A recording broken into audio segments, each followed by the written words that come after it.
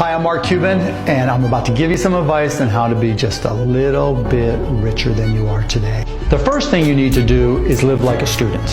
When you get that first job, it's really cool. I remember looking at cars and thinking, I want this car.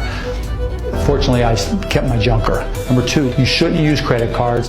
I remember bill collectors calling me every 2 minutes. You're better off using a debit card when you need to just not use cash. Number three is save up 6 months' income.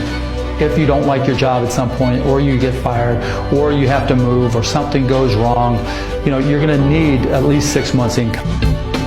Then what I would do is probably put it into the cheapest SPX, Standard & Poor's mutual fund that I could find.